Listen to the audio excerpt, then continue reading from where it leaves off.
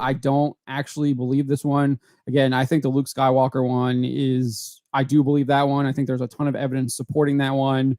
We got the going over Red X, Kathleen Kennedy's 2015 interview saying she was radically changing the company to make it more focused on women and girls, less focused on boys and men, changing the stories that they were going to tell. So they weren't going to be telling male protagonists, more focusing on female protagonists and female characters, female antagonists, etc., etc. Obviously, we see that just in what they did to him in The Last Jedi. We saw that Ewan McGregor's comments with Obi-Wan Kenobi. I mean, there's like lots of evidence. I'm probably missing even more. So, but those are just like the ones that kind of come to my mind at the top of mind that I think do clearly indicate that they were that they do not like Luke Skywalker, and they have a kind of they want to mothball him. So this one here claims that Favreau is almost never on set of productions, and that he was kind of a victim of a power play with Chapek and his right-hand man basically getting perp walked out the door when Bob Iger came back. And then there's a little bit of like Gina Carano kind of a part of that, and that she wasn't really fired for the Instagram post, but it was more about like trying to undercut Favreau and his plans for the Mandalorian and his kind of MCU vision for it that he had.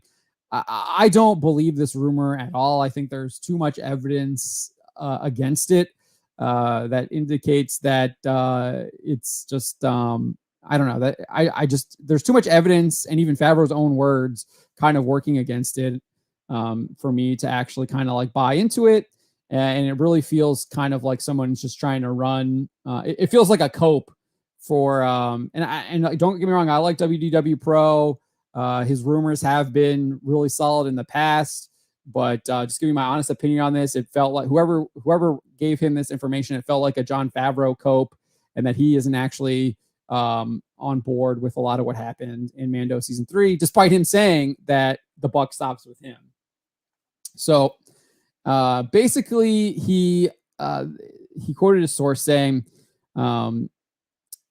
that Kennedy elevated Filoni and turned Favreau's MCU-style vision into a Clone Wars battle in season 3. Again, this was kind of part of this power maneuvering to get control of Star Wars, I guess, is the claim that I guess Favreau basically is in his contract that he has like creative control over, this is the claim, has control over the Mandalorian, and Kennedy really doesn't have any creative control over it, and that she was able to kind of get control by still maintaining power over the green lighting of new seasons. And so she was the one who kind of had control over like Rangers of the New Republic. There was a rumored Luke Skywalker spinoff, et cetera, that never has been announced and everything like that.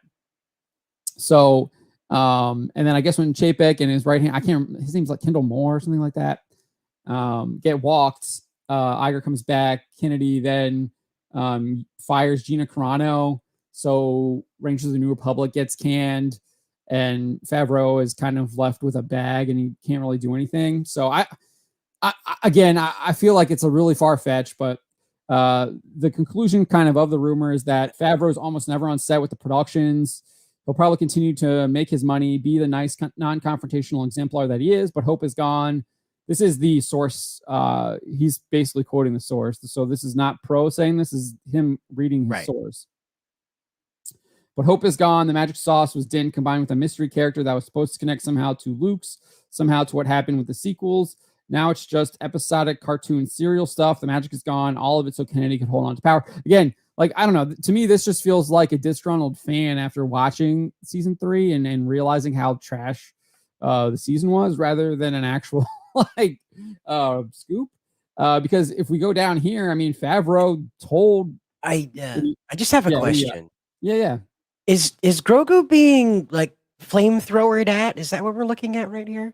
No, so Axe Woves flies a plane from space that was being attacked by a fleet of TIE interceptors and TIE bombers that apparently didn't destroy it in space because it's literally just by itself. He flies it down into the atmosphere. The TIE bombers and TIE interceptors just disappear.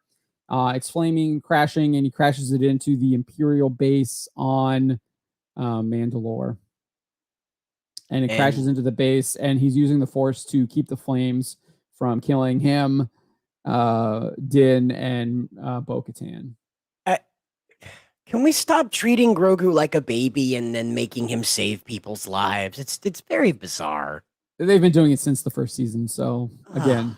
I get it once. I get it once, right? Like, oh, look at the power this kid has. But not making it like a regular trope that a full-grown man needs a baby to rescue him every 5 minutes. It's awful. I mean, yeah, this was like the second or third time he does it in the episode. Oh, the episode? Yeah. Oh. Yep. But yeah, so this is Favreau just recently. I think it was earlier this month, maybe at the end of March. But he was speaking to Esquire Middle East, and he said, I take full responsibility for everything people like or don't like in this show. There's no outside pressure on me from the studio, Lucasfilm, Disney, anyone. There's pressure from within on whether or not something feels right. We challenge each other on whether something feels like it's authentic to Star Wars, if it feels like it's consistent with things that came before. A lot of what you're seeing is us embracing the, can you scroll down? The complications that come with the choices that we make in our storytelling. So, I mean, if you're going to believe this rumor, then you've got to, like, you're believing that Favreau is lying when he's saying this, or he's not telling the truth, or there's more to it. And I don't know. I just don't think, I think Favreau is telling the truth there. I don't think that he's lying. I don't think that he's just kind of going along to get along, or he's not trying to rock the boat or anything like that. Because like I said, I mean, this stuff, the same criticisms that I think people are having here in episode 3 are the criticisms that I've been having since the first season. I just think that they're just very much more blatant now to some people for whatever reason. I don't know why, but the fact that it feels like a video game, that he's like leveling up, that he's going on side quests. I mean, again, I went back and rewatched our review here on the channel of season 1, episode 1, and we were calling it a video game RPG from the get-go. I gave that first episode a 5. I felt that there was just bizarre things happening that we saw happen in this season as well. Like, why is the Mandalorian, because we didn't know his name was Din Djarin at the time, but like, why is the Mandalorian landing his ship so far away from where the mission is? Why then is he having to wrangle a bunch of blurgs other than to be like, hey, look, this is a Western. And again, I can point to the season finale of episode 3, and there's the same thing. I guess the penultimate is like, why did they land so far away from the Great Forge when they know where it is? It's because they literally needed to see some land sail and make it look like they're walking across like a step or something. Like remember, this is supposed to be a Western, just like in the very first episode of the show.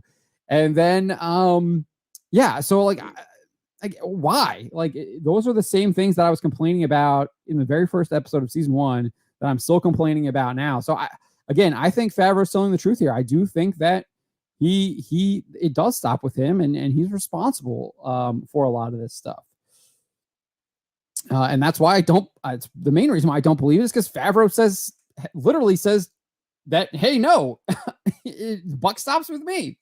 But then we got Emily Swallow, who plays the armor. She's literally talking about how he is on the set and was on the set for season 3. And he's so busy because they are trying to do multiple episodes on multiple different sets at the same time. So she told Discussing Film just recently, she says, you have worked with they asked her, you have worked with a different director on nearly every episode of The Mandalorian that you've been featured in. What is it like to bounce between different directors and their own distinctive styles during your time on set? She said, it has been a much more cohesive experience on this show than on other series I've done.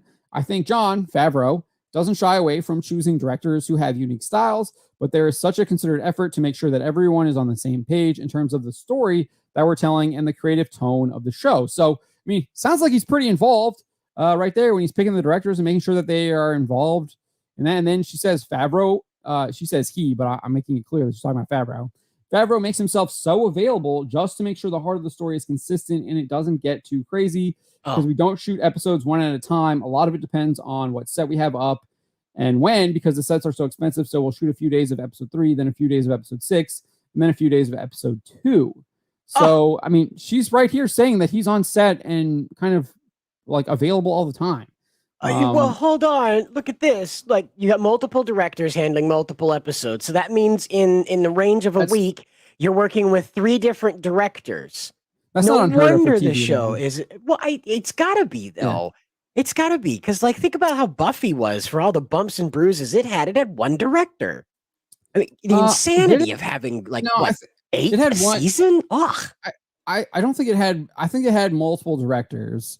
But it had one like head writer in Whedon for the most part. He probably had a team, but I'm pretty sure they had multiple directors. Most TV shows have multiple directors directing the script. That's not unheard of. I think what is kind of different in this sense is the fact that you have multiple directors working on different episodes within the same day on different sets. I do think that is a little that is different from most typical TV productions.